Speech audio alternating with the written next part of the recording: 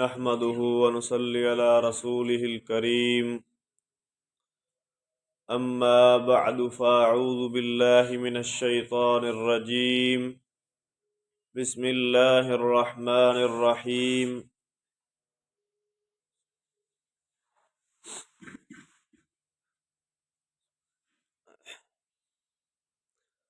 وَلَقَدْ عَلِمْتُمُ الَّذِينَ اعْتَدَوْا مِنْكُمْ فِي السَّبْتِ، اور البتہ تحقیق تم نے جانا ان لوگوں کو اعتدوا منکم فی السبت، جن لوگوں نے تم میں سے ہفتے کے دن میں سرکشی کی، حد سے تجاوز کیا۔ فَقُلْنَا لَهُمْ كُونُوا قِرَدَةً خَاسِئِينَ، تو ہم نے ان سے کہا کہ تم رسوا ہونے والے بندر بن جاؤ۔ فَجَعَلْنَاهَا نَكَالًا لِمَا بَيْنَ يَدَيْهَا وَمَا خَلْفَهَا، سو ہم نے اسے بنایا عبرت ان لوگوں کے لیے جو اس واقعہ کے وقت موجود تھے، اس واقعہ کے سامنے تھے، وما خلفها، جو ان کے پیچھے آنے والے تھے، وموعظۃ للمتقین، اور متقین کے لیے نصیحت۔ وَإِذْ قَالَ مُوسَىٰ لِقَوْمِهِ، ابھی آگے علیحدہ واقعہ شروع ہونے والا ہے۔ اور جب موسیٰ علیہ السلام نے اپنی قوم سے کہا، ان اللہ یأمرکم ان تذبحوا بقرہ، بے شک اللہ تمہیں حکم دیتا ہے کہ تم کوئی گائے ذبح کرو۔ قالوا وتتخذنا ہزوا، انہوں نے کہا تو ہمیں مذاق بناتا ہے۔ قال اعوذ باللہ ان نکون من الجاہلین، موسیٰ علیہ السلام نے کہا میں اللہ کی پناہ میں آتا ہوں، اللہ کی پناہ چاہتا ہوں کہ میں ہو جاؤں جاہلوں میں سے۔ اب موسیٰ علیہ السلام نے اپنی قوم کو حکم دیا کہ اے میری قوم، کوئی گائے ذبح کر لو۔ بقرۃ کہا، اس سے مراد تھا کہ کوئی بھی گائے کسی رنگ کی ہو، کسی نسل کی ہو، خواہ وہ ہل چلاتی ہو یا نہ چلاتی ہو، خواہ جوان ہو کہ بوڑھی ہو، جیسی بھی ہو گائے، خواہ بیل ہو، مذکر ہو مؤنث ہو۔ ان اللہ یأمرکم ان تذبحوا بقرہ، اللہ تمہیں حکم دیتا ہے کہ تم بقرہ ذبح کرو۔ انہوں نے کہا کہ تو ہم سے مزاح کرتا ہے، تو موسیٰ علیہ السلام نے کہا میں اللہ کی پناہ میں آتا ہوں کہ میں ہو جاؤں جاہلوں میں سے۔ اب بنو اسرائیل نے طرح طرح کے سوال کرنے شروع کر دیے، کہ یعنی ان کا ارادہ یہ تھا کہ یہ چیز، یہ حکم ٹل ہی جائے۔ قالوا ادع لنا ربک یبین لنا ما ہی، انہوں نے کہا آپ ہمارے لیے دعا کی، ادع لنا ربک، آپ ہمارے لیے دعا کیجئے کہ اپنے رب سے، یبین لنا ما ہی، وہ ہمارے لیے اس چیز کو واضح کرے کہ ما ہی، وہ گائے کیا ہے، وہ گائے کس طرح کی ہے۔ قال موسیٰ علیہ السلام نے کہا انہ یقول انہا بقرۃ لا فارض، بے شک اللہ فرماتے ہیں کہ بے شک وہ گائے ایسی ہو کہ لا فارض، نہ تو بالکل بوڑھی ہو، ولا بکر، اور نہ ہی بالکل جوان ہو، عوان بین ذالک، اس کے درمیان ہو، نہ بوڑھی ہو نہ جوان ہو، اس کے درمیان ہو۔ فَافْعَلُوا مَا تُؤْمَرُونَ، سو تم کرو جو تمہیں حکم دیا جاتا ہے۔ وہی سوئے ہوئے کھڑے ہو جاؤ، شاباش علی سنا، کھڑے ہو جاؤ، دیکھ کھڑا ہو جا، سیدھا ہو کے بیٹھ کر۔ قالوا ادع لنا ربک یبین لنا ما لونها، پھر انہوں نے کہا ادع لنا ربک، اے موسیٰ ہمارے لیے اپنے رب سے دعا کر یبین لنا ما لونھا، وہ واضح کرے کہ اس کا رنگ کیا ہو۔ یہ تو پتہ ہو چل گیا ہمیں وہ بوڑھی ہو جوان ہو یعنی کیسی کرنی ہے، اب اپنے رب سے دعا کر وہ واضح کرے کہ اس کا رنگ کیسا ہونا چاہیے۔ اپنے اوپر پابندیاں خود لگوا رہے ہیں نا، اللہ نے بس کہا گائے ذبح کرو، گائے ذبح کر دو، تو اب آپ پوچھ رہے ہیں اس کا رنگ کیسا ہونا چاہیے۔ قال انه يقول انها بقرة صفراء،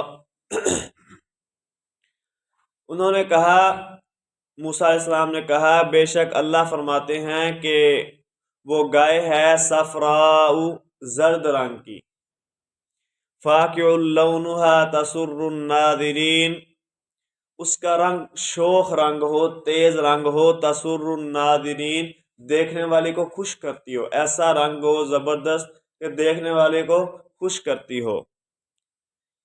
قالوا ادع لنا ربك يبين لنا ما هي، پھر انہوں نے کہا اپنے رب سے دعا کر کہ وہ ہمارے لیے واضح کرے، ما ہیا، وہ کیا ہے، وہ کیسی ہونی چاہیے۔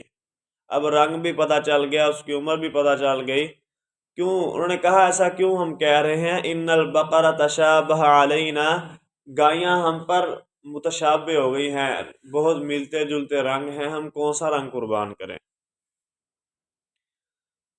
وَإِنَّا إِن شَاءَ اللَّهُ لَمُهْتَدُونَ، اگر اللہ نے چاہا تو بے شک ہم رہنمائی پانے والے ہیں، ہم اس اپنے مقصد کو پہنچنے والے ہیں۔ قَالَ إِنَّهُ يَقُولُ إِنَّهَا بَقَرَةٌ لَا ذَلُولٌ، موسیٰ علیہ السلام نے کہا کہ اللہ تعالیٰ فرماتے ہیں کہ بے شک وہ گائے ہے لا ذلول، جسے تابع نہ بنایا گیا ہو، جسے جوتنے کے لیے، کھیتی باڑی میں جوتنے کے لیے اسے مطیع فرما بردار نہ بنایا گیا ہو،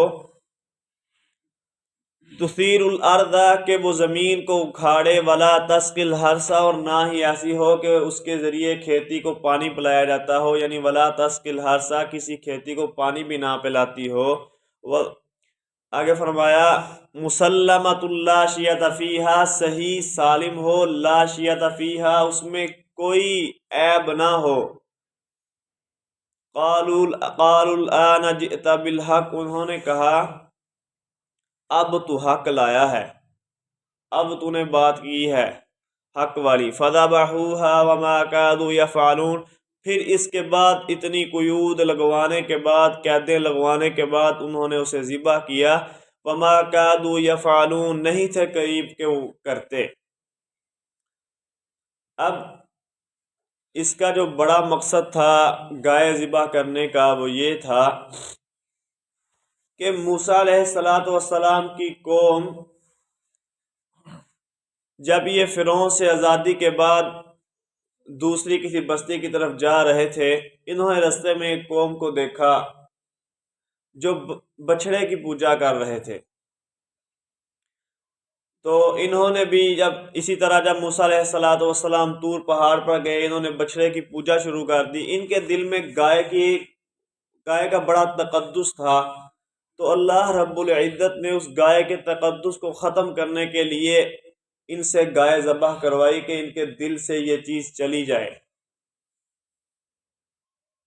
وہ سامری نے جو گائے بنوائی تھی اس کا رنگ بھی زرد تھا، کیونکہ وہ زیورات سے بنائی گئی تھی۔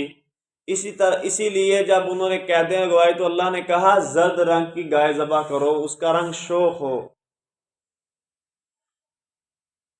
ایک سب سے بڑا مقصد تو گائے کا یہ تھا۔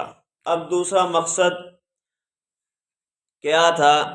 اللہ رب العزت ارشاد فرماتے ہیں وَإِذْ قَتَلْتُمْ نَفْسًا فَادَّارَأْتُمْ فِيهَا، جب تم نے ایک جان کو قتل کیا، فَادَّارَأْتُمْ فِيهَا، پھر تم نے اس نفس کے بارے میں جھگڑا کیا، وَاللَّهُ مُخْرِجٌ مَا كُنْتُمْ تَكْتُمُونَ، اور اللہ نکالنے والا ہے اسے جسے تم چھپاتے تھے۔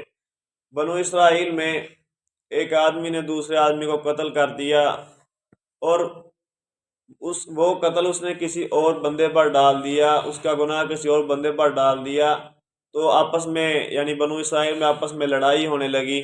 تو اللہ رب العزت نے انہیں اس چیز سے بھی نجات دی۔ کیسے؟ اللہ فرماتے ہیں واللہ مخرج ما کنتم تکتمون، اللہ اس چیز کو ظاہر کرنے والا ہے، نکالنے والا ہے मा कुंतुम तक्तुमून, जिसे तुम छुपाते थे। क्या कहा कि अब उस मकतूल का, उस कत्ल होने वाले बंदे का कातिल नहीं मिल रहा था, तो अल्लाह रब्बुल इज्जत ने क्या बयान किया, कहा फ़कुल्ना ज़रिबूहु बिबादिहा, बस हमने कहा कि इज़रिबूहु बिबादिहा, इस गाय का बाद इसका इसका यानी गाय को उसके बाल पर मारो, यानी उस गाय, इस बंदे को, इस नफ्स पर उस गाय का बाल हिस्सा मारो। कदालिका यानी क्या होगा, वो नफ्स बोलकर कहेगा मुझे फलां ने कत्ल किया है, यानी जब उसका हिस्सा मारा गया, उसका कुछ गोश्त मारा गया उस नफ्स पर, उस मकतूल पर, तो उस बंदे ने बोलकर बताया कि मेरा कातिल फलां शख्स है। कदालिका युह्यिल्लाहुल मौता, अब अल्लाह रब्बुल इज़्ज़त यहाँ से इस्तिदलाल करते हुए फरमाते हैं इसी तरह अल्लाह मुर्दों को जिंदा करेगा। जिस तरह अल्लाह रब्बुल इज़्ज़त ने उस मुर्दे को बोलने की सलाहियत दी, इसी तरह अल्लाह जिंदा करता है मुर्दों को। वयुरीकुम आयातिही लअल्लकुम ताक़िलून, और वो तुम्हें अपनी निशानियां दिखाता है, लअल्लकुम ताक़िलून, ताकि तुम समझो, अक्ल रखो। सुम्मा क़सत क़ुलूबुकुम मिन बअदि ज़ालिका, फिर क्या हुआ, फिर तुम्हारे दिल सख्त हो गए, मिन बअदि ज़ालिका, इसके बाद, फ़हिया कल हिजारा, इतनी निशानियां देख लेने के बाद, तौरात उतरने के बाद, जब तुमने नाफरमानियां की, अल्लाह के हकाम से हुक्म अदूली की, अहकाम की हुक्म अदूली की, उन पर अमल ना किया, तो क्या हुआ, तुम्हारे दिल सख्त हो गए। दिल में एक अल्लाह रब्बुल इज़्ज़त ने फितरती एक सलाहियत रखी है कि ये दलाइल को देखकर, शवाहिद को देखकर नरम होता है, उस चीज़ की तरफ माइल होता है, उस चीज़ को दिल से मानता है। लेकिन अगर जब इंसान की ये सलाहियत ख़त्म हो जाए, इंसान थोड़ी देर उस चीज़ को ना समझे, तो इंसान का दिल ऐसा सख्त हो जाता है कि अल्लाह रब्बुल इज़्ज़त इरशाद फरमाते हैं फिर तुम्हारे दिल सख्त हो गए, इसके बाद फ़हिया कल हिजारा, गोया वो पत्थर हैं। औ अशद्दु क़स्वा, या पत्थर भी क्या सख्त होते हैं, ये दिल पत्थरों से भी सख्त हो चुके थे। व इन्ना मिनल हिजारति लमा यतफज्जरु मिनहुल अनहार, क्यों कहा कि तुम्हारे दिल पत्थरों से भी सख्त थे, क्यों, व इन्ना मिनल हिजारति, पत्थरों में से तो कुछ पत्थर ऐसे भी हैं, लमा यतफज्जरु मिनहुल अनहार, जिनसे नहरें फूटती हैं। पत्थरों की सख्ती क्या है, उनसे तो फिर भी नहरें फूट जाती हैं, तुम्हारा दिल इससे भी सख्त है। वइन्ना मिन्हा, और उन पत्थरों में से कुछ ऐसे पत्थर भी हैं, लमा यशक्ककु फयखरुजु मिनहुल मा, कि वो फटते हैं, फयखरुजु मिनहुल मा, उससे पानी निकलता है। वइन्ना मिन्हा लमा यहबितु मिन खशियतिल्लाह, उन पत्थरों में से कुछ ऐसे भी हैं कि जो अल्लाह के डर से गिर जाते हैं, बुलंदियों से गिर जाते हैं। वमल्लाहु बिगाफिलिन अम्मा तामलून, और अल्लाह हरगिज गाफिल नहीं है उससे जो तुम अमल करते हो। तर्जुमा दोबारा सुनिए। वलक़द अलिमतुमुल्लज़ीना